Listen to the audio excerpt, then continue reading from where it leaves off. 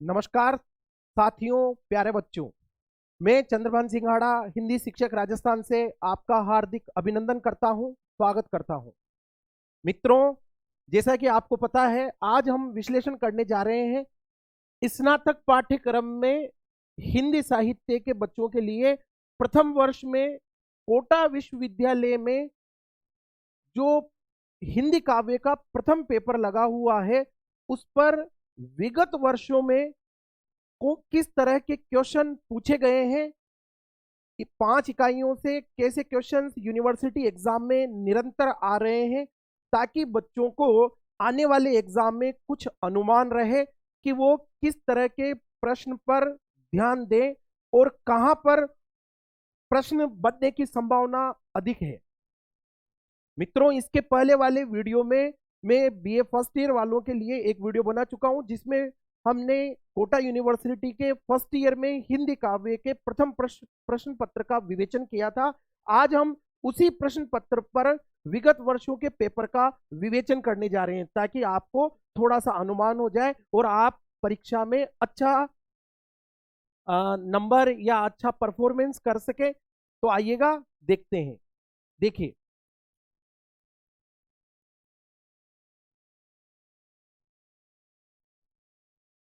ये देखिए, स्नातक पाठ्यक्रम हिंदी साहित्य का है, प्रथम वर्ष के पेपर हैं ये। कोटा यूनिवर्सिटी ने जो प्रश्न पूछे हैं वो पेपर है। पेपर फर्स्ट हिंदी काव्य के नाम से है। विगत 5 वर्षों के प्रश्न पत्र में आपके समक्ष रखने जा रहा हूं, ताकि आप इनको अच्छे से समझ सके।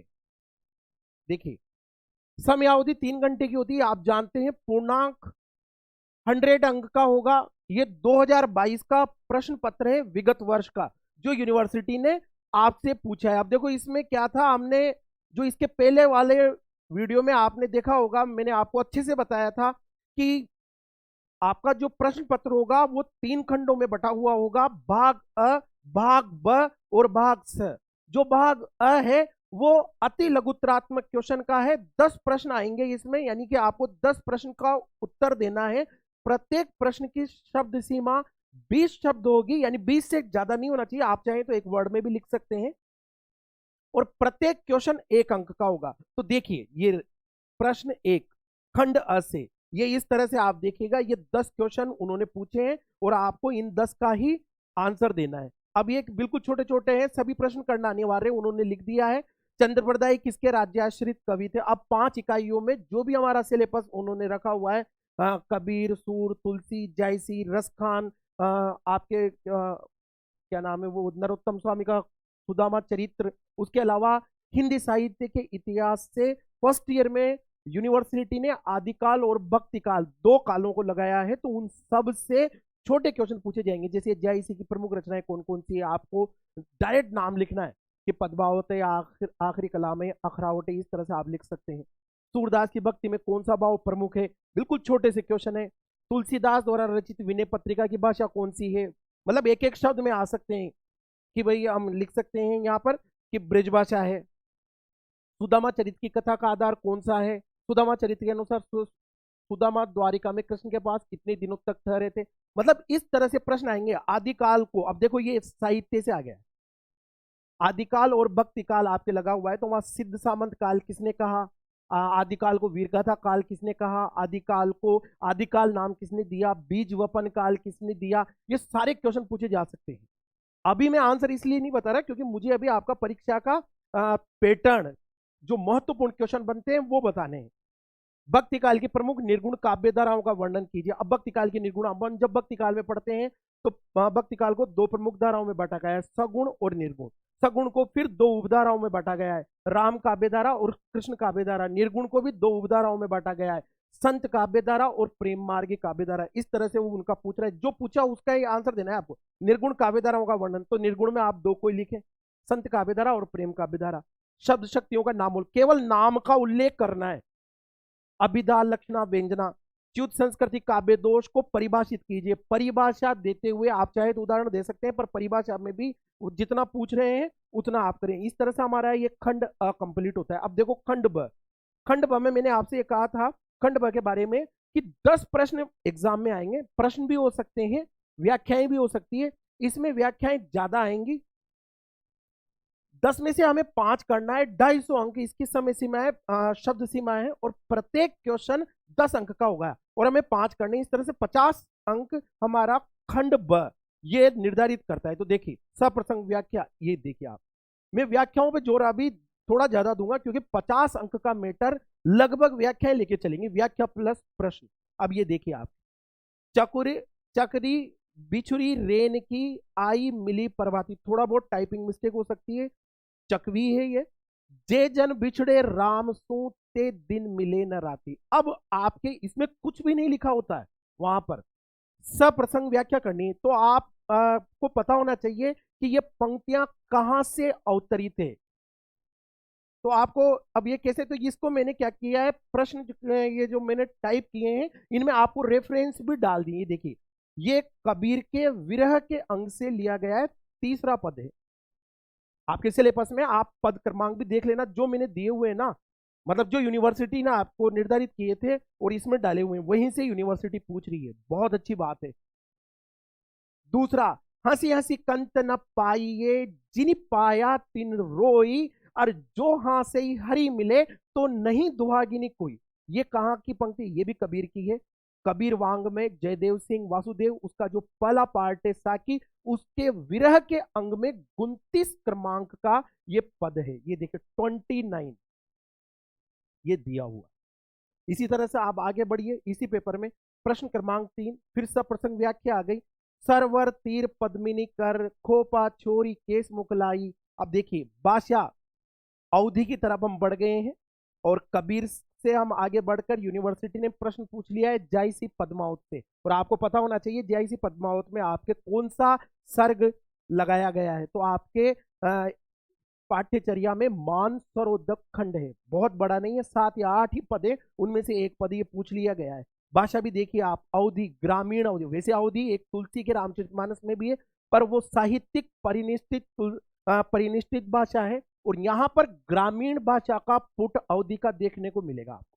तो ये सरवर तीर पद्मनी कर खोपा छोरी केस मुकलाई, ससीमुख अंग मलय गिरी बासा, नागिन झांप लीन चहु पासा। तो ये पंक्तियां देखते हैं हमें, हमारे को पता होना चाहिए कि कहां से ली गई है। इसकी भी सप्रसंग व्याख्या है, आपको यहीं पर दे दिया गया है ताकि आपको ये पता रहे कौन कौन से क्रमांक पूछ लिए गए हैं। अभी 2022 में पूछे हैं तो लेटेस्ट में आने की थोड़ी संभावना कम है, पर इसका मतलब ये नहीं कि आएंगे नहीं, आप भी से सकते हैं। पद्मावत में मानसरोवर खंड से पूछा है, पद क्रमांक 61 है, और इस मानसरोवर खंड में टोटल पदों की संख्या 7 ही है, जिसमें से एक पूछ लिया है, 6 और बचे। अब इकाई 2 में बढ़ते हैं। इकाई 2 में भी आप देखिएगा ये खंड ब चल रहा है, अभी 5 इकाइयों से प्रश्न होंगे, व्याख्याएं भी हो सकती है, अभी दोनों व्याख्या आई, फिर ये तीसरी व्याख्या आ गई, सब प्रसंग व्याख्या कीजिए। प्रसंग आपको पता होना चाहिए, पंक्तियां देखते ही हमारा टक से दिमाग बोल जाए कि ये पंक्तियां यानी इस शैली में कौन लिखते हैं। पुरते निकसी रघुबीर बधु धरि धीर दये मग में डग दोय। बहुत ही सुंदर पंक्तियां हैं।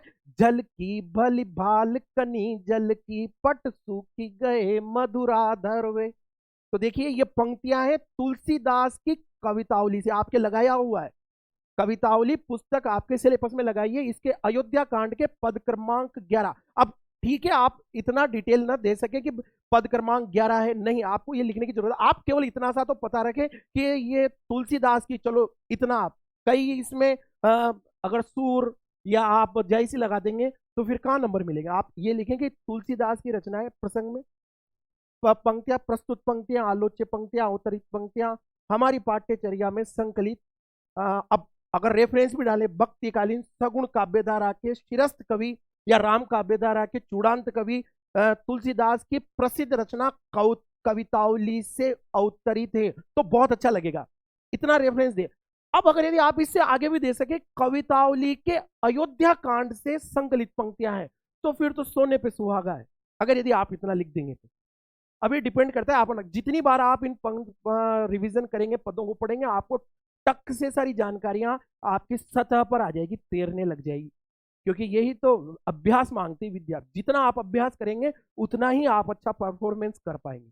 चलिए, तुलसी कवितावली के अयोध्या कांड से अवतरित पंक्तियां हैं। वन के मार्ग में श्री जानकी जी की स्थिति का वर्णन। अभी मैं एक्सप्लेनेशन नहीं करूंगा, इसके बाद अगला जो वीडियो बनाऊंगा मैं वापस, उसमें आपको इन सारी पाठ्य पुस्तकों में से जो महत्वपूर्ण पद है उनकी व्याख्याएं यहाँ करके आपको बताऊंगा। अभी इसलिए मैं केवल मोटी मोटी बातें बता रहा हूं कि क्या क्या पूछा जा रहा है। देखिए, प्रश्न क्रमांक 5 में वापिस सब प्रसंग व्याख्या पूछ लिए, वापिस व्याख्या करनी है आपको, वही 250 शब्दों के अंतर्गत आना है। उसी तरीके से संदर्भ प्रसंग व्याख्या विशेष लिखते हुए, बेन वही उनको गुन गाई ओ कान वही उन बेन सोसानी। अब देखिए तरीका, इस तरह की छंदों में सवैये में कौन लिखता है, तो हमारे जब पढ़े तुरंत से पता चल जाए कि रसखान की। अब रसखान आपके लिए सिलेबस में क्या लगाया गया है, रसखान रचनावली लगाई हुई है। अब रसखान रचनावली संपादक है उसके विद्यानिवास मिश्र जी, तो उन्हीं से ली गई है जो सिलेबस में आपके डाला गया है। 129 क्रमांक का पद है ये देखिए। अब इकाई 3 पे आ जाओ आप, ये यहां मैंने डाल दिया अन्य, इस रचनावली के अन्य। आप मोस्ट पूछते हैं ना अक्सर कि सर मोस्ट लगा दें, सर मोस्ट लगा दें, वैसे कोई मोस्ट होता नहीं है, पर संभावना किनकी, ये ना समझिएगा कि ये मैं लगा रहा हूं तो यही मोस्ट है, नहीं, इनकी संभावनाएं ज्यादा है। तो वो पद कौन से हैं, क्रमांक 2, 3, 18, 27, 55 और 101। इन पदों की संभावना ज्यादा है। एक उनमें से 129 भी था, ये पूछ लिया गया है, ठीक है ना। इकाई 3 पर आइए आप। अब इकाई 3 में क्या है, ये यहां आ गया, देखो सप्रसंग व्याख्या। इकाई 3 में भी उस सप्रसंग व्याख्या ही पूछ रहा है आपसे। इकाई 3 में सुदामा चरित्र लगाया हुआ है, तो सुदामा चरित्र से सीधी व्याख्या आ गई। शीशे पगा न जंघातन में प्रभु जाने को आही, बसे के ही ग्राम। द्वारपाल सीधा चला गया है राजभवन में, कृष्ण के समक्ष स्थिति का वर्णन कर रहा है, क्योंकि जो आया है वो कर रहा है मैं मित्र हूं, पर वो उसकी सीमा में रहकर उसको इस बात का डर है कि मैं कैसे कहूं कि इस तरह की स्थिति का आदमी आपका मित्र हो सकता है। तो वो वर्णन कर रहा है, क्या आपके क्षेत्र में ऐसा कोई आपका मित्र है, तो वो देखो ऊपर से ही यहाँ चुपके से वर्णन करता चल रहा है, आखिरी में नाम बताएगा वो। तो ये कुछ रेफरेंस बता रहा हूं ताकि आपको वहां लिखने में आसानी हो जाए। ये सुदामा चरित्र की पंक्तियां है। आगे चलिए,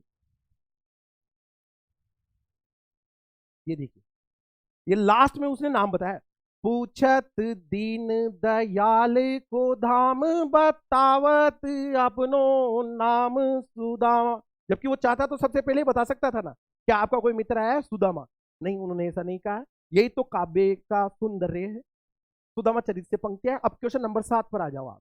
क्वेश्चन नंबर, हर इकाई से 2, तो यहाँ दूसरी भी उन्होंने व्याख्या ही दे दी आपको, ये भी सुदामा चरित्र से ही। ऐसे बिवाल बिबाइन सो पग कंटक जाल लगे पूनी। जो सुदामा को जब ले आए वहां पर राजभवन में, तो उनका प्रक्षालन कर रहे हैं पैरों का, तो पैरों की स्थिति और उनकी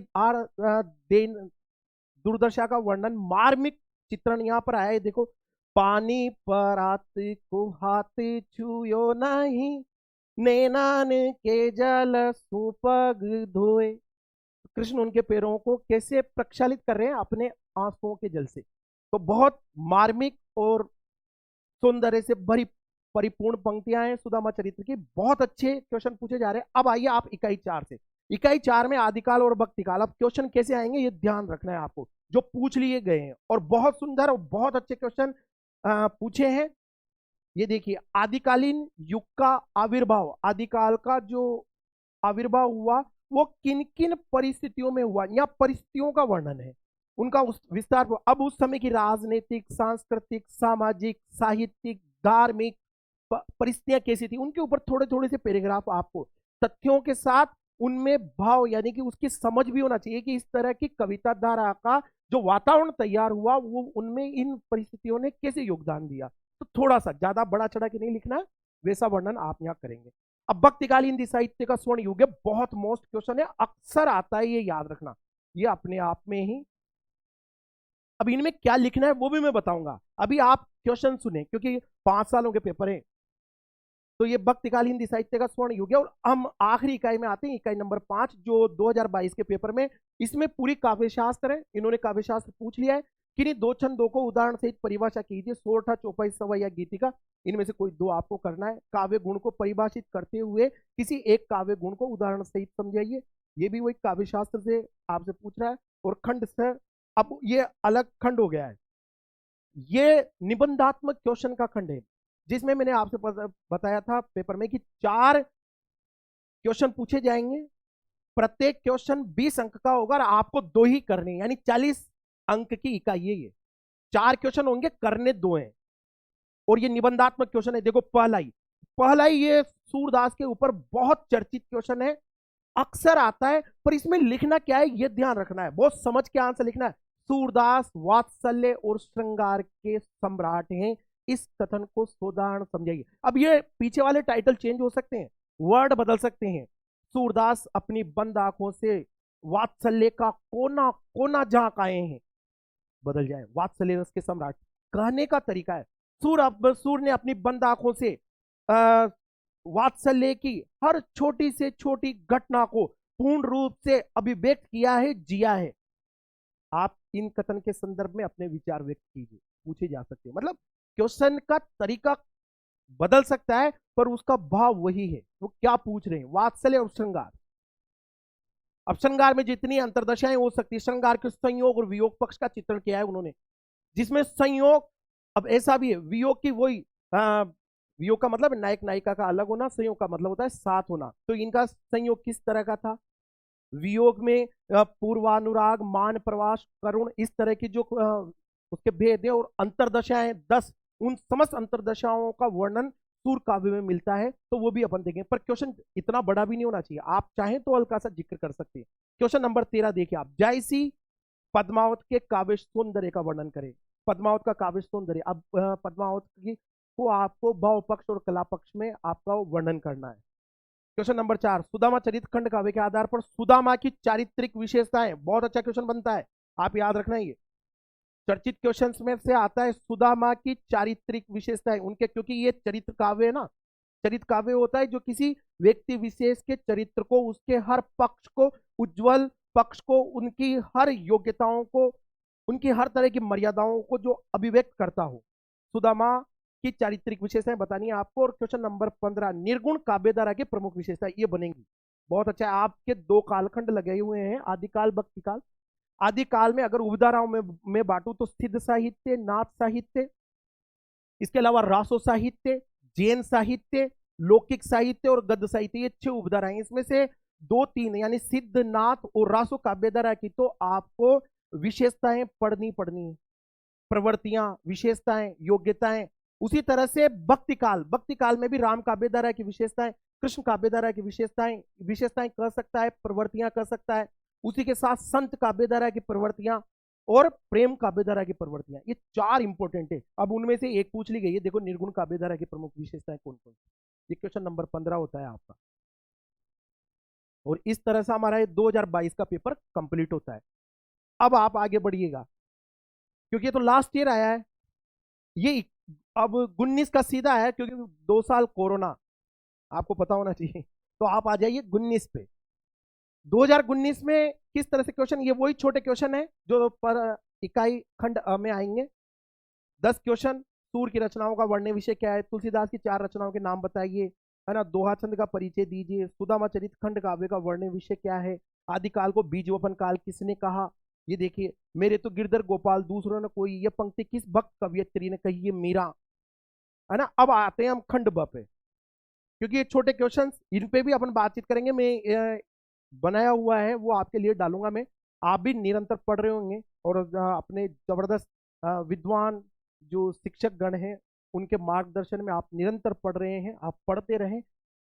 खंड ब में इकाई 1, ये देखिए आप, इकाई 1 में, क्योंकि ये पूरा फोकस अभी बीच के ब वाले पार्ट पर है, व्याख्याओं वाले पार्ट पर, क्योंकि यहां आप बटोर सकते हैं आसानी से नंबर, क्योंकि आपके समक्ष व्याख्या आधा बहुत सारा अंश तो दिया ही हुआ है, उनको अर्थ करना है और कुछ थोड़ा सा रेफरेंस याद रखना है। जैसे अभी मान लो ये आ गया, पार ब्रह्म के तेज का कैसा है उन्मान, कहीं बे को शोभा नहीं देखे ही परमान। अब हमें ये पता नहीं है कि भाई इसका अर्थ क्या है, पर ये तो पता है ना कि पंक्ति कबीर की है, तो हम बहुत सारे नंबर यहां से बटोर सकते हैं। ये कबीर के साखी अंश में का यानी कबीर वांग्मय के साखी का जो पार्ट है उसके पर्चा के अंग से लिया गया है क्रमांक 3। ये क्रमांक तो मैंने मेरे हिसाब से डाला है ताकि आपको ये पता रहे कि यूनिवर्सिटी जो सिलेबस में दे रही है वही पूछ रही है। ये देखिए आप क्रमांक 3 पूछा है उन्होंने पर्चा के अंग में। दूसरा, जब मैं था तब हरि नहीं, अब हरि है तो मैं नहीं। प्रेम गली अति साकरी, प्रेम की जो गली अत्यंत सक्रिय है, या मैं दोनों समाई, इनमें दो नहीं। मैं अहम का भाव, कबीर साकी पर्चा के अंग में मैंने बताया पर्चा का अंग क्या था, और उसमें ये क्रमांक 35 वाला दोहा है। ये 2019 में पूछे गए हैं, संभावनाएं ज्यादा बन रही है। ज्ञान प्रकाशा गुरु मिलिया सो जिनी बिसरी जाई। और आगे देखिए, जब गोविंद कृपा करी तब गुरु मिलिया आई। ये आपके गुरुदेव के अंग की है, यहां पर अंग बदल दिया है क्रमांक 13। इसी तरह से अब यहां देखिए सप्रसंग व्याख्या, ये देखिए आप, ये तुलसीदास जी से ले ली गई है। अब लो नसानी अब न नसे हो, बहुत मोस्ट पंक्तियों में से आती है ये। विनय पत्रिका की पंक्तियां हैं, ये देखिए तुलसी विनय पत्रिका का पद क्रमांक 172 है, बहुत चर्चित पद क्रमांक है मित्रों। राम कृपा भव निशा सिरानी, जागे फिर न डसे हो। इस तरह की पंक्ति आएगी, इनकी व्याख्या भी बताऊंगा मैं बहुत जल्दी आपको। अब इकाई 2 पर आ जाओ आप। ये देखिए, ये अब ये पहले, इसके पहले यहाँ से पद नहीं है, अपने आप पे चलोगे हमारे क्षेत्र के आसपास की भाषाओं और हमारे क्षेत्र के आसपास की कवियत्री की पंक्तियां हैं। माई सांवरे रंग राची, साज श्रृंगार बांध पग घुंघरू, लोक लाज तज नाची, अरे गया कुमत लया साधा संगत श्याम प्रीति जगसाज। अब ये पंक्तियां किनकी होगी? मीरा पदावली, जो डॉक्टर परशुराम चतुर्वेदी जी की लगाई हुई है, उसका पद क्रमांक 19 से। तो मीरा की पंक्ति यहाँ दे दी गई है, बहुत सीधी सरल शब्दों में व्याख्या करनी है। अगली व्याख्या देखिए आप, ब्रह्म में ढूंढो पुराणन गायन, अरे वेद ऋचा सुनी चोगुने चायन। ये पंक्तियां किसकी? तो ये रसखान रचनावली का पद क्रमांक 27 है।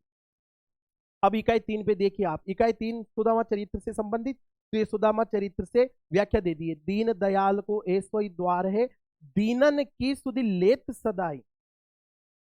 और क्वेश्चन नंबर 7, क्योंकि ये दोनों सुदामा चरित्र से लेने हैं, आप चाहें तो यहाँ प्रश्न भी दे सकते हैं, वो व्याख्या भी यहाँ दोनों जगह व्याख्या दी हुई है। ये भी चर्चित व्याख्या है सुदामा चरित्र से।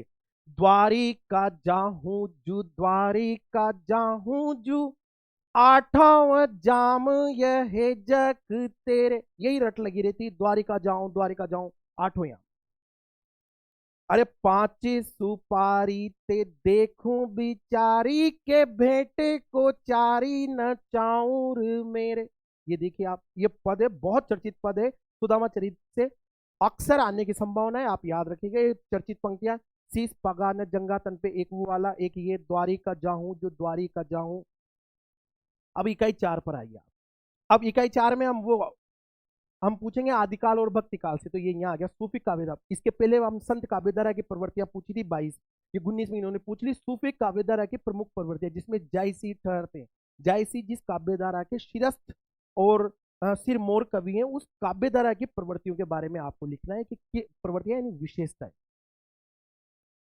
क्वेश्चन नंबर 9 की तरफ बढ़ते हैं हम। क्वेश्चन नंबर 9 में देखिए आप, भक्ति काल की प्रमुख विशेषताएं बताइए। अब ये पूरा भक्ति काल आ गया है, इसमें आपको सभी को मिक्स करके लिखना है, राम काव्यधारा, कृष्ण काव्यधारा, संत काव्यधारा और प्रेम मार्गी काव्यधारा। तो उन सबको मिक्स करके जो अब लिखेंगे वो भक्ति काल की प्रमुख विशेषता है। यानी कि यही हिंदी साहित्य में, इस क्वेश्चन को वो पहले भी पूछ लिया था, वो तरीका थोड़ा सा अलग था, उसमें हमें योगदान के साथ भी पढ़ना था।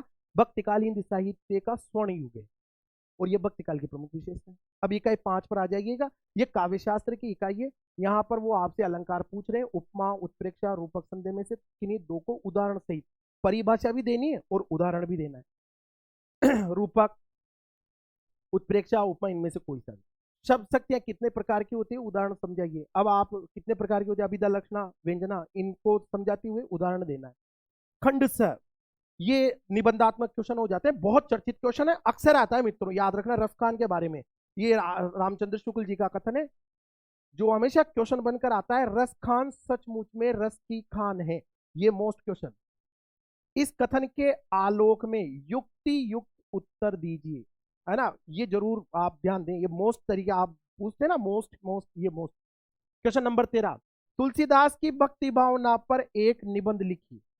तुलसी की भक्ति किस तरह की आप देखेंगे, तुलसी की भक्ति में दास से कोटि की भक्ति, उस भक्ति में आपको और क्या दिखाई देता है, 9 प्रकार की भक्ति, उन 9 प्रकार की भक्तियों में भी वो किस तरह से हर, अगर यदि आप अब उत्तर देते साथ साथ अगर यदि आप काव्य की पंक्तियां जहां वो पद या वो विशेषता घटित हो रही है, यदि वो उसका भी जिक्र आप करते हैं, भले आप एक ही लाइन में करें, उसका प्रभाव ज्यादा होगा, प्रभावकारी होगा। यानी कि आप उस कॉपी को देखकर एग्जामिनर को बहुत अच्छा लगता है, वो जानता है कि बच्चे को ये पता है कि यहाँ पर वो विशेषता घटित हो रही है।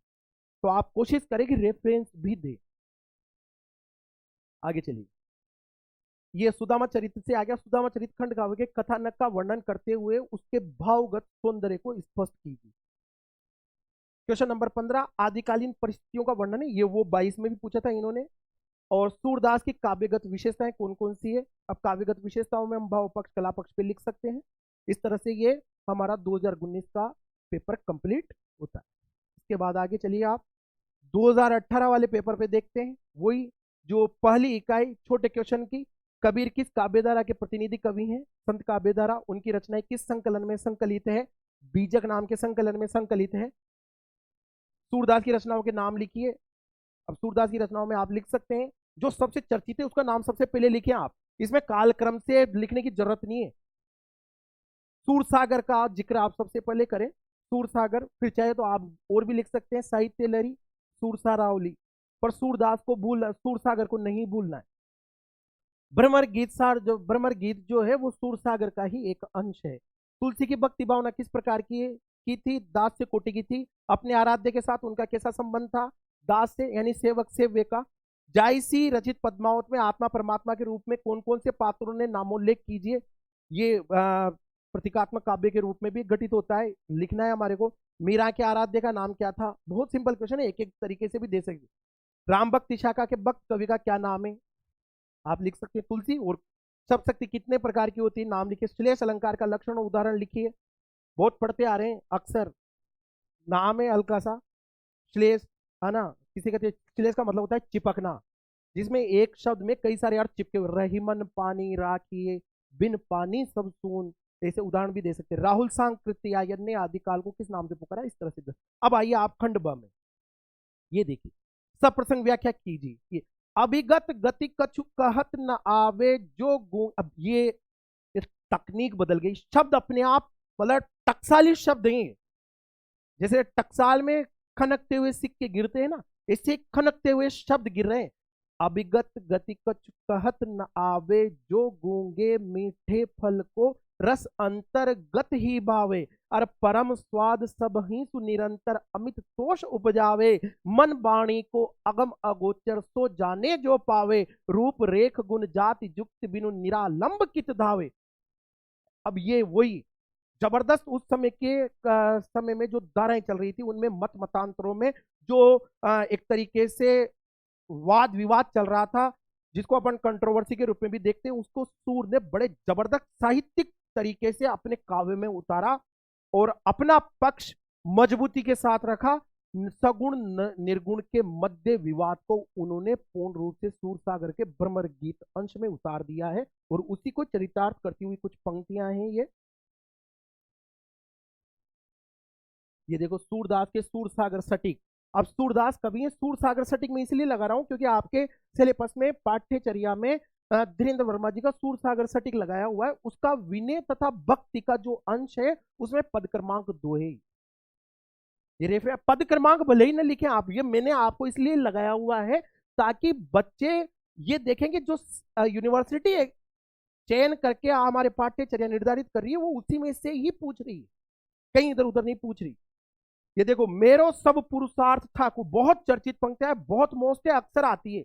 कहां की पंक्तियां हैं तो आप याद रखना, ये तुलसी, पहले तो पंक्ति की स्टाइल बताना चाहिए। वैसे तुलसी का बहुत चर्चित जो रचना है वो रामचरितमानस है, जो कि अवधी भाषा में लिखा गया है, किंतु तुलसी ने हर भाषा में लिखकर यह सिद्ध किया है कि लेखनी उनकी जहां भी लिख रही है वो पारस लेखनी का काम कर रही है। चाहे वो लालित्य पूर्ण संस्कृत लिखे, रामचरितमानस के प्रारंभ के जो दोहे होते हैं वो लालित्य पूर्ण संस्कृत में है। अतुलित बल दामम हेम शैलाभ देहम धनुष वन कृषाणुम ज्ञानी नाम अग्रगण्यम, आप देखिए बहती हुई संस्कृत है।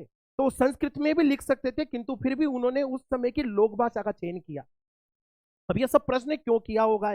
इसी तरह से उन्होंने ये ब्रज में भी लिखा है। ये देखो, मेरो सब पुरुषार्थ था क्यों विपत्ति बटावन बंधु बाहु बिनु करो भरोसो काको। ये कहाँ की पंक्तियां हैं? तो तुलसीदास के गीतावली की पंक्तियां, लंका कांड का पद क्रमांक 7। रेफरेंस तुलसीदास गीतावली लंका कांड। यहां तक तो आप लिख ही सकते हैं। लंका कांड भी न लिखे तो इतना तो लिखें कि तुलसीदास जी की प्रसिद्ध रचना गीतावली से संकलित है, आप इतना तो लिखें। और लंका कांड लिखेंगे तो बहुत सुंदर है। अब इकाई 2 पर आइए। जोगिया से प्रीत किया दुख हुई। अब जो ये पंक्तियां आता ही हमारा दिमाग झट से वर्क करना चाहिए कि ये कहां की पंक्तियां हैं। तो मीरा पदावली की पंक्तियां है, पद क्रमांक 53। उसी तरह से आगे देखिए, हाथ गयो प्रभु को कमला कहे नाथ कहा तुमने चित्तधारी। ये कहां की पंक्तियां हैं? ये सुदामा चरित्र की पंक्तियां हैं। और अगली भी ये देखिए, ये भी सुदामा चरित्र की। पूरन पेज कही प्रहलाद की खंभ सो बांध्यो पिताजी ही। ये देखो, रसखान रचनावली की पंक्तियां दे दी है। याल कुटी अरु कामरिया पर राजती हूँ पुर को तजी डार। बहुत चर्चित पंक्तियां मित्रों, पहला ही है शायद ये पद क्रमांक 2 से ही प्रारंभ होती है आपकी रसखान रचनावली। सुजान रसखान, रसखान रचनावली में संकलित रसखान की प्रसिद्ध प्रथम रचना सुजान रसखान का पद क्रमांक 2 ये। और ये एक भक्त कवि का अत्यंत सामीप्य जो ईश्वर के प्रति है वो उसमें रसखान अभिव्यक्त कर रहे हैं। इन्हीं चर्चित पदों के कारण और इस तरह की बहती हुई भावधारा के कारण ही तो रसखान को रस की खान कहा गया है। इकाई नंबर 4 पर आइएगा आप। अब हम इकाई नंबर 4 पर बात करेंगे तो वही आदिकाल और भक्तिकाल। आदिकाल और भक्तिकाल में क्या पूछा जा सकता है? तो देखिए, संत काव्य की प्रमुख प्रवृत्तियां वापिस पूछ ली गई। आदिकाल की परिस्थितियां, ये भी बार बार क्वेश्चन आ रहा है, आपको आदिकालीन परिस्थितियों का जरूर भान होना चाहिए। राजनीतिक, सांस्कृतिक, सामाजिक, धार्मिक परिवेश कैसा था और उस परिवेश में एक काव्य को प्रस्फुटित पल्लवित होने के लिए उन परिस्थितियों ने क्या सामग्री प्रदान की और उन कवियों के ऊपर उस वातावरण का क्या प्रभाव पड़ा। आगे चलिए, ये देखिए। फिर अगली इकाई नंबर 5, ये सीधे सीधे काव्यशास्त्र से जुड़ी हुई है। निम्नलिखित में से किन्हीं 2 छंदों की परिभाषा उदाहरण लिखना है। रोला, छप्पे, कुंडलिया, हरि गीतिका। फिर क्वेश्चन नंबर 11, काव्य गुण कितने प्रकार के होते हैं? बिल्कुल सरल शब्दों में 3 प्रकार के होते हैं, उनका विवेचन कीजिए। ओज गुण, प्रसाद गुण और माधुर्य गुण। खंड स, कबीर ने अपने समय की परिस्थितियों में समाज को सही मार्ग दिखाने का प्रयत्न किया। देखो, कबीर समाज सुधारक के रूप, इस कथन के आलोक में कबीर के काव्य की मीमांसा कीजिए। मतलब क्वेश्चन वर्डिंग क्या करी, उस समय की जो समाज में कई तरह की जो विद्रूपताएं दिखाई दे रही थी उनके खिलाफ, वो किसी भी धर्म में हो, भले ही मुस्लिम धर्म में हो, हिंदू धर्म में हो, उन्होंने उन कमियों को, उन विद्रूपताओं को हटाने के लिए बड़े जबरदस्त शब्दों में अपना पक्ष रखा। और सही बात क्या होना चाहिए उसको उन्होंने अपनी तरफ से अभिव्यक्त किया। तो वो जो उस तरह से जो कविता की, वो उनका एक समाज सुधारक रूप भी प्रस्तुत करती है। और आपको उस संदर्भ में ही आंसर लिखना है। जायसी का वीरा वर्णन प्रमुख विषय। अब जायसी का वीरा वर्णन, अब ये हम आगे शायद, अभी आपका तो मानसरोवर खंड है।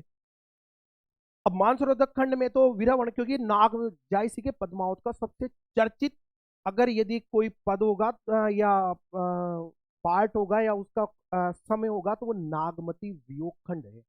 हो सके पल लगा हुआ हो, है ना। तो इसलिए ये वीरा वर्णन पूछ रहे हैं। और ये इतिहास में भी पूछा जा सकता है। हिंदी साहित्य के इतिहास में भक्ति काल है और भक्ति काल में निर्गुण काव्यधारा में प्रेम मार्गी काव्यधारा भी है। और प्रेम मार्गी काव्यधारा में जायसी उसके शिरस्त कवि हैं और जायसी की प्रसिद्ध रचना पद्मावत का नागमती वीरा वर्णन पूछा जा सकता है, क्योंकि नागमती वियोग खंड अपने आप में बहुत महत्वपूर्ण है। जायसी ने यहाँ पर एक रानी के रानीपन से उसको उतारकर एक गार्हस्थ्यिक जीवन के साथ वियोग का वर्णन किया है और अपने आप में बहुत अच्छे तरीके से। आगे चलिए, प्रश्न क्रमांक 14, सुदामा चरित्र के कथा स्रोत का उल्लेख करते हुए काव्य सौंदर्य का विवेचन। सिंपल। मीरा की भक्ति भावना, अब जब भी मीरा पे प्रश्न बनता है तो आप मीरा की विरह वेदना सबसे ज्यादा क्वेश्चन आते हैं, और मीरा की भक्ति भावना, दाम्पत्य कोटि की भक्ति भावना है ना। और मीरा की भक्ति भावना के साथ वियोग वर्णन भी आप याद रखें, और मीरा का गीति काव्य, पद्मावत महाकाव्य के रचयिता का परिचय देते हुए उनके ग्रंथों से भी अवगत कराएं। ये भी आप अब देखो, उन्होंने कहा ना कि यहाँ पर क्वेश्चंस के पार्ट भी हो सकते हैं, तो ये पार्ट कर दिए उन्होंने। पद्मावत महाकाव्य के रचयिता कौन है, जायसी उनके, तो पद्मावत, अखरावत, आखिरी कलाम, इस तरह से इनके बारे में आपको थोड़ी थोड़ी सी जानकारियां होनी चाहिए, वो लिखना है आप। थोड़ी थोड़ी का मतलब ये नहीं कि एक एक लाइन में लिख दे, निबंधात्मक क्वेश्चन है। अगला चलिए आप 2017, इसमें क्या क्वेश्चन आए हैं, ये वही छोटे क्वेश्चन। जायसी हिंदी साहित्य की कौन सी काव्यधारा के कवि हैं, प्रेम मार्ग की काव्यधारा के हैं। बीजक किसकी रचना मानी जाती है, तो आप ये ना पूछे बीजक तो हमारे सिलेबस में नहीं है, अरे आदिकाल भक्ति काल इतिहास से क्वेश्चन है वो। बीजक, बीजक किसकी रचना है, तो बीजक है कबीर की। तुलसी का प्रसिद्ध ग्रंथ रामचरितमानस किस भाषा में लिखा गया है, अवधी भाषा में। रस खान ने किस संप्रदाय में दीक्षा ली थी, अब रस का इस संप्रदाय निरपेक्ष काव्यधारा वल्लभ संप्रदाय। किन्हीं नहीं, रस खान वल्लभ संप्रदाय से नहीं है। किन्हीं 4 रासो ग्रंथों का नामोल्लेख कीजिए, किसी भी 4 का नामोल्लेख करना है आपको। राम कुमार वर्मा ने आदिकाल को किस नाम से अभिहित किया है, ये देना है। अष्टछाप की स्थापना किसने की, इस पर भी आपको ध्यान रखना है। अष्टछाप की स्थापना और अष्टछाप के कवियों के नाम लिखिए। ओज गुण का लक्षण, द्वारिका जाऊं, ये पंक्ति पूछ लीजिए, ये किसने किससे कहा था, और यमक अलंकार का लक्षण और उदाहरण सहित लिखिए। खंड ब, अब ये व्याख्या है, अब देखिए आप सप्रसंग व्याख्या लिखनी है। मन रे जागत रहिए भाई, ये भी बहुत चर्चित पंक्ति है, अक्सर आती है, ये मोस्ट में याद रखना, आप पूछी जा सकती है। ये कहां से पंक्तियां ली गई है, कबीर वांग में।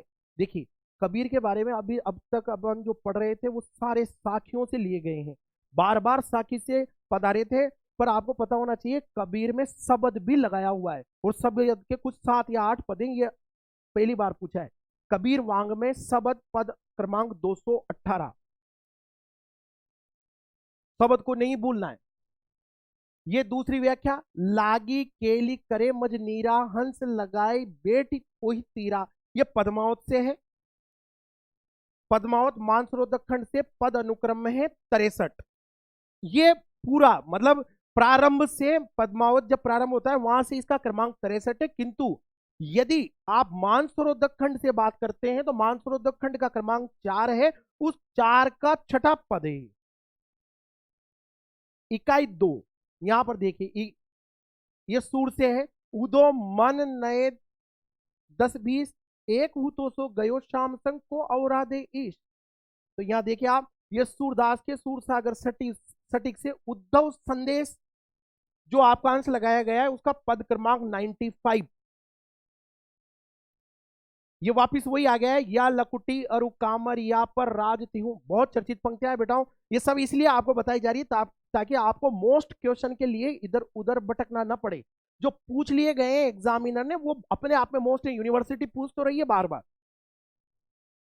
ये देखिए सुदामा चरी से, शिक्षक हो सिगरे जग को तिये, ताको कहा अब देती के चिच्छा। सब प्रसंग अगला 7, आगे चना गुरमात दये ते लये तुम चाबी हमें नहीं दीने, ये मोस्ट सुदामा चरित से। फिर पंक्तियां हैं, पाछली बानी, आपकी पिछली आदत, अजो न तजी, अभी तक नहीं छोड़ी है, तुम तेसे ही भाभी के तंदुल किने, क्या तुम पहले चनों की जैसी स्थिति भी इन चावलों की करोगे क्या। सुदामा चरित इकाई 4, आदिकाल की प्रमुख विशेषताएं, आदिकाल भक्तिकाल में वही विशेषताएं आ रही है या प्रवृत्तियां, विशेषताएं प्रवृत्तियां याद रखना आप। आदिकाल मोस्ट बन जाता है अपने आप में।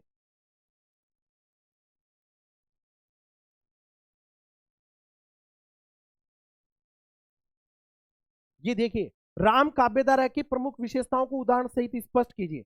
राम काव्यधारा की प्रमुख विशेषताएं, उनको यानी ये प्रवृत्तियां कह दो, आप विशेषताएं कह दो।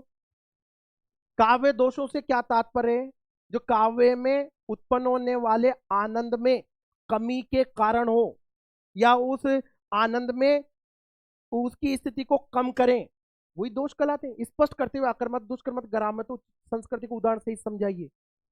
निम्नलिखित में से किन्हीं 2 छंदों की परिभाषा उदाहरण दें, सोरठा, चौपाई, कवित्व, दोहा। अब ये 21 ये आ गई आपके निबंधात्मक क्वेश्चन की। यहां पर देखिए आप, पृथ्वीराज रासो, ये आदिकाल में रासो काव्यधारा की चर्चित पुस्तक, इसकी प्रामाणिकता और अप्रामाणिक विषयक मतों पर संक्षेप में विचार प्रस्तुत कीजिए। इस पर प्रामाणिक मानने वालों का अलग स्थिति है, अप्रामाणिक मानने वालों की अलग स्थिति है और अर्ध प्रमाणिक मानने वालों की अलग स्थिति। तो कौन कौन ने इसको प्रामाणिक माना, किसने इसको अप्रामाणिक माना? जिन्होंने अप्रामाणिक इस रचना को माना उन्होंने कौन कौन से विद्वान हैं और उन्होंने क्या तर्क दिए हैं? प्रमुख तर्कों को 1 2 4 5 को आपको वर्णन करना है, फिर उनके समाधान के रूप में प्रामाणिक मानने वालों ने क्या तर्क प्रस्तुत किए हैं, और फिर अंत में अर्ध प्रमाणिक मानने वालों में अजय प्रसाद द्विवेदी आदि जो है उन्होंने इसका मध्यम मार्ग क्या अपनाया है। तो उसको आप विचार प्रस्तुत करें संक्षेप में। क्वेश्चन नंबर 13, मीरा का काव्य मन की तीव्र वेदना और भावों की करुणात्मक मार्मिकता का काव्य। मीरा की विरह वेदना आ गई है यहाँ पर। इस कथन का उदाहरण सहित विवेचना कीजिए। मैं कह रहा था ना आपको, मीरा काव्य में से 2 या 3 क्वेश्चन ही घूम फिर के आते हैं। मीरा की विरह वेदना, मीरा की प्रेम व्यंजना, मीरा की भक्ति और मीरा की गीति काव्य। नरोत्तम दास द्वारा रचित सुदामा चरित्र के काव्य सौंदर्य की सुधारण विवेचना कीजिए। और क्वेश्चन नंबर 15 2 टुकड़ों में आ गया है। कृष्ण भक्ति काव्यधारा की प्रमुख विशेषताएं और सिद्ध कीजिए कि रसखान का काव्य रस की खान है। ये देखिए आप, इन सब में विशेषताएं पूछी जा रही है। 5 5 10 10 विशेषताएं आप इन सारी की आप अलग से लिख लें और उनको पढ़ लें। आदिकाल की, फिर उसमें भी चाहे और भक्ति काल में आप सगुण की, निर्गुण की, राम काव्यधारा की और कृष्ण काव्यधारा की। आगे बढ़ते हैं 2016। ये देखिए आप, लास्ट है ये। पृथ्वीराज की मृत्यु, वो पहले खंड से 10 क्वेश्चन किस प्रकार हुई? सूरदास किस रस के कवि माने जाते हैं? श्रृंगार और वात्सल्य के, किंतु वात्सल्य के सम्राट हैं। तुलसीदास की रचनाओं के नाम लिखिए। अब नागरिक प्रचारणी सभा ने 12 मानी, उनमें से आप जितना लिख सके, रामचरितमानस लिख दें, कवितावली, गीतावली, जो आपके सिलेबस में उनका नाम तो लिखे। मीरा की भक्ति किस भाव की है? दाम्पत्य भाव की। आदिकाल को वीरगाथा काल, राम काव्य में किस प्रकार की भक्ति की प्रधानता है? अश्लीलत्व दोष के लक्षण। ये आइए व्याख्या। खंड ब इकाई 1 प्रश्न 2 सप्रसंग व्याख्या। बहुत दिनन की ज्योति बाट तुम्हारी राम, जीव तर से तुझ मिलन को मन नाही विश्राम। वही कबीर वांग में विरह के अंग। क्रम 6, हंसी हंसी कंत न पाइये, जिन पाया तिन रोई, और जो हासे ही हरि मिले तो नहीं दुहागिनी कोई। ये भी विरह के अंग से पद क्रमांक 29। तो कबीर के ये साखियों से लिया गया है। इसके बाद मिलई रहसी सब चढ़ई डोरी, झूली लही सुख बारी बोरी। नहीं, ये पद्मावत से तो है कि, किंतु ये आपका जो लगाया हुआ है ना मानसरोवर खंड, उसकी पंक्ति नहीं है ये कहीं, ये पहले अलग होगा, उससे दी गई होगी। देखो जय सी पद्मावत है, पर ये वो इसलिए मैंने नहीं लिखा है यहाँ पे। कोई बात नहीं, आपका ये चेंज कर दिया है। मानसरोवर खंड की पंक्तियां आएंगी, ये इसको नहीं पढ़ना है, मोस्ट आपके नहीं आएगी। आगे चलिए क्वेश्चन नंबर 4 सप्रसंग व्याख्या। मैं तो सांवरे के रंग, हाँ ये मीरा की पंक्ति, मीरा पदावली पद अनुक्रम 19 यहीं से चालू हो रही है। बहुत चर्चित पंक्तियां हैं। अक्सर प्रारंभिक प्रथम पद तो आ ही जाता है। ये आ गया, मैं तो सांवरे के रंग में रच गई हूं। सप्रसंग व्याख्या। पुरते निक्सी, ये बहुत चर्चित पद है, अक्सर आता है, आ ही रहा है क्रम से आपके समक्ष। 2 या 3 बार तो मैं बता चुका हूं आपको, 2016 में फिर आ गया। पुरते निक्सी रघुबीर बदू दरी दीर दये मग में डगद्वे। ये देखिए आप, ये वही तुलसी कवितावली अयोध्या कांड पद क्रमांक 11। ये शीस पगा, ये भी बहुत चर्चित है, मैंने पहले भी बताया आपको, सुदामा चरित्र का आ जाएगा। इसको आप ध्यान देना, किस तरह से द्वारपाल जाकर वर्णन कर रहा है सुदामा का कृष्ण के समक्ष। प्रश्न नंबर 7 प्रीति में चूक नहीं उनके हरि, सुदामा चरित्र की पंक्ति है। क्वेश्चन नंबर 4 पर आइएगा आप, वही आदिकाल भक्तिकाल रासो काव्य परंपरा का उल्लेख करते हुए पृथ्वीराज रासो का स्थान निर्धारित कीजिए। रासो काव्यधारा का उल्लेख करते हुए किस तरह से रासो काव्यधारा में रासो रचनाओं का चयन किया गया है और उसमें पृथ्वीराज रासो का क्या स्थान है। और भी हैं, विजयपाल रासो है, परमाल रासो है, तो उनके बारे में जिक्र करना है और फिर पृथ्वीराज रासो के बारे में बताना है।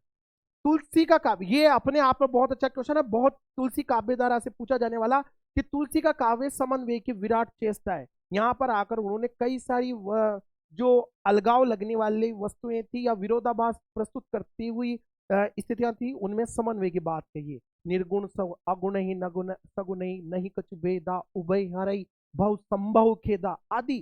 तो उन कथन की उदाहरण स्पष्ट कीजिए। प्रश्न क्रमांक 10, शब्द शक्ति से क्या तात्पर्य है, इसके प्रमुख भेदों को उदाहरण सहित स्पष्ट कीजिए। प्रश्न क्रमांक 11, निम्नलिखित में से किन्हीं दो छंदों की परिभाषा उदाहरण सहित लिखिए, कोई से भी दो। क्वेश्चन नंबर 12, प्रेम सूफी काव्य में सर्वोपरि रहा है। इस कथन के आलोक में जायसी की प्रेम पद्धति या प्रेम साधना की सोदान विवेचना है। जायसी की प्रेम साधना बहुत ज्यादा चर्चित क्वेश्चन है, अक्सर आता है। जैसे जायसी का विरह वर्णन, वैसे ही जायसी का प्रेम वर्णन। इनके ऊपर छोटे छोटे से पैराग्राफ तैयार कर लें आप। खंड काव्य के लक्षणों के आधार पर सुदामा चरित्र के काव्य रूप की विवेचना प्रस्तुत कीजिए। और भक्ति काल को स्वर्ण युग, ये वापस 2022 में पूछा था, फिर पूछ लिया, क्यों कहा जाता है, उदाहरण सहित स्पष्ट कीजिए। और तुलसी की दार्शनिक भावना पर विश्लेषणात्मक टिप्पणी। अब इस तरह से ये इतिश्री हमने 5 सालों के आपके समक्ष पेपर प्रस्तुत किए। मैंने मेरी तरफ से कोशिश की, ज्यादा फोकस मैंने व्याख्याओं पर किया, क्योंकि वहां से आप अच्छे से नंबर बटोर सकते हैं। और प्रश्नों में आपको लिखना क्या है, इस पर भी मैं बताऊंगा।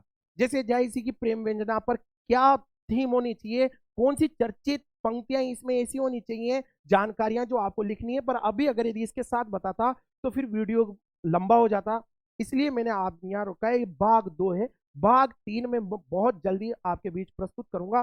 तब तक आप अच्छे से पढ़ते रहें। मेरा मानना है कई सारी बातें आपके जहन में परीक्षा के पहले स्पष्ट हुई होंगी, आप उनका ध्यान रखते हुए इस पैटर्न को देखकर यह निर्धारित करें कि प्रश्न किस तरह से पूछे जाएंगे और हमें उनके उत्तर कैसे लिखने हैं। क्योंकि आप पहली बार यूनिवर्सिटी एग्जाम में बैठेंगे, बीए फर्स्ट ईयर का विद्यार्थी, अभी आप स्कूल एजुकेशन से आए। तो बच्चों अच्छे से पढ़ें। मेरा मानना है कि मेरी जानकारी अगर यदि आपको थोड़ा भी हेल्प करती हैं तो बहुत अच्छा मुझे फील होगा। आप ध्यान दें, अच्छे से पढ़ें। और अगर यदि आप यहां तक देख रहे हैं मेरे वीडियो को तो प्लीज लाइक करें, शेयर करें, सब्सक्राइब करें, ज्यादा से ज्यादा बच्चों तक पहुंचाएं ताकि इसका फायदा अधिक से अधिक बच्चे ले सकें। धन्यवाद, थैंक यू।